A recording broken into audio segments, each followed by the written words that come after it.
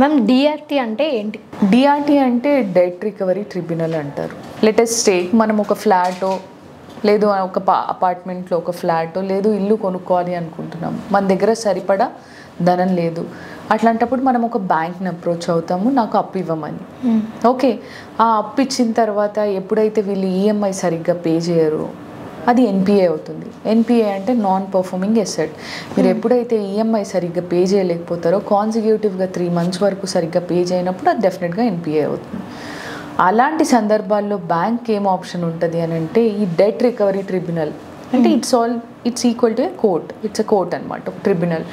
అక్కడికి వెళ్ళి బ్యాంక్ వాళ్ళు ఆప్షన్కి వెళ్తాము, ఈ ప్రాపర్టీని మేము డిస్పోజ్ చేసేసి అమ్మేసుకొని వేలంపాట్లో మా డబ్బులు మేము రికవర్ చేసుకుంటాం, వాళ్ళకి ఏదైతే అప్పిచ్చామో ఈ ప్రాపర్టీ మా దగ్గర తనఖా పెట్టారు కాబట్టి మేము అమ్మేసుకొని ఈ డబ్బుని రికవర్ చేసుకుంటాము అని చెప్తాయి.